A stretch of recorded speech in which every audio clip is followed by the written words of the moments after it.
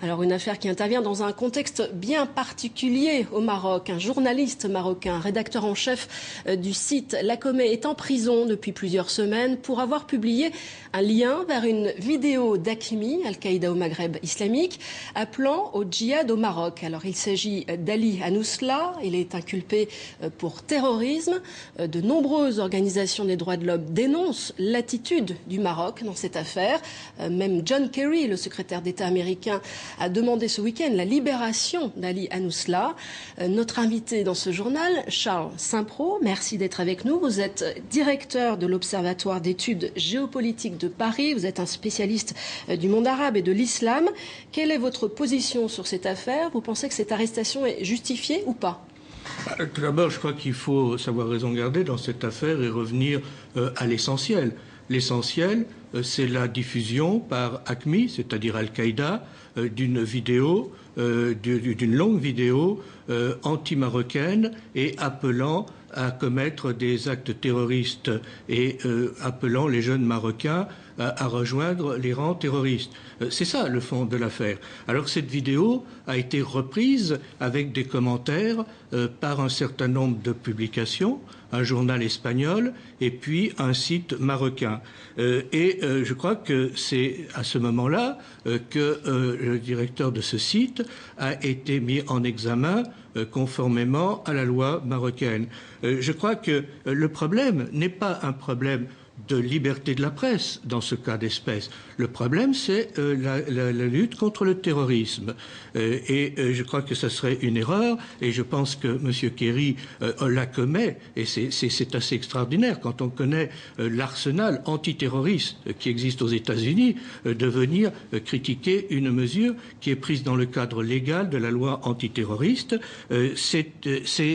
La loi est la loi. La loi est la loi. Bon, mais c'est sans doute critiquable de diffuser en effet une vidéo qui appelle au djihad d'une organisation terroriste. Mais Ali Anousla, lui, n'est pas un terroriste. Non, pourquoi est-il poursuivi pour terrorisme? Le problème, c'est que la loi marocaine, qui est identique et qui est d'ailleurs même plus souple que la loi française en matière de lutte contre le terrorisme, que la loi américaine, que la loi danoise, que la loi anglaise, tous les grands pays ont des lois antiterroristes. Qui s'appuient sur quoi?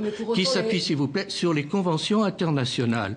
Ce sont des lois qui reposent sur la convention, sur la déclaration de Venise contre le terrorisme, qui reposent sur la résolution de 2005 des Nations Unies, qui reposent pour les Européens sur la déclaration du Conseil de l'Europe, qui est très claire dans cette manière. Je l'ai noté parce que je suis en train d'écrire ce sujet. Mais la pour convention autant, du Conseil de l'Europe dit la diffusion d'un message avec l'intention d'inciter à la commission d'un acte terroriste crée un danger qu'une infraction terroriste puisse être commise. Mais tout le monde ne va pas en prison. Mais le problème... Parce que nombreux ont été les médias qui ont diffusé des vidéos d'Haqmi. Le problème, c'est de relayer des appels à l'acte terroriste qui peuvent inciter des gens à commettre des actes. Donc c'est être irresponsable que de relayer de tels actes. Et je noterai qu'il y a eu en France, il y a quelque temps, à peu près à la même époque, un jeune homme qui s'appelle Romain, qui est normand, qui a été arrêté, qui est mis en examen, exactement comme le directeur de Lacomé, pour avoir à peu près fait les mêmes choses. Il est directeur d'un site, il a retransmis, il a traduit des textes d'Al-Qaïda appelant aux terroristes, il a été mis en examen et personne n'a rien dit, tout le monde trouve ça normal. Donc je pense qu'il y a un peu deux poids deux mesures. Je ne vois pas pourquoi on s'en prend au Maroc, qui est un pays menacé dans sa stabilité par le terrorisme, qui est un pays très clair dans la lutte antiterroriste. Il n'y en a pas beaucoup dans la région qui sont aussi clairs dans la lutte antiterroriste, qui est un facteur essentiel de la lutte antiterroriste aussi bien au Sahel qu'au Sahara. Je ne vois pas pourquoi il y aurait deux poids deux mesures et que le Maroc ne pourrait pas adopter les mesures qui sont prises par tout le monde. J'aimerais vous faire réagir parce qu'il y a Ali Anousla, c'est un journaliste qui est connu au Maroc, c'est un journaliste qui dérange. Lacomé est un site indépendant. Je vous propose d'écouter l'intervention de Boubker Jamaï, qui lui est rédacteur en chef du site francophone de Lacomé. C'était lors d'un colloque sur la liberté de la presse à Paris.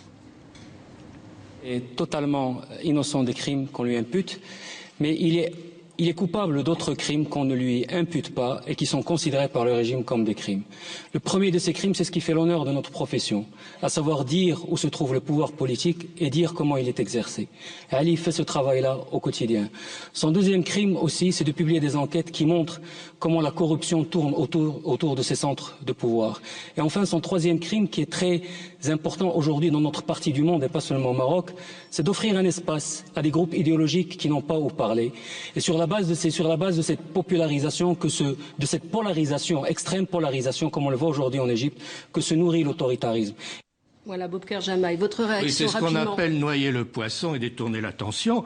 Si donner un espace à des gens qui ne peuvent pas parler, c'est laisser la parole aux terroristes d'Al-Qaïda, je doute que tout ça... Mais en fait, nous avons là une manœuvre. On nous parle de la liberté de la presse. Ce n'est pas un problème de liberté de la presse, c'est un problème d'incitation au terrorisme. Et puis, n'oublions pas qu'il y a aussi une liberté fondamentale qu'on oublie trop souvent, ou que certains oublient trop souvent, notamment ce monsieur, c'est le droit à la sécurité des citoyens, c'est le droit des citoyens à ne pas subir le terrorisme, et ça c'est une liberté fondamentale aussi qu'il ne faut peut-être pas perdre de vue, ainsi que le droit des victimes. Merci Charles Saint-Preux d'être venu réagir donc sur ce dossier. Je rappelle que vous êtes aussi l'auteur de L'exception marocaine, c'est aux éditions Ellipse. Voilà pour ce dossier. Opéra.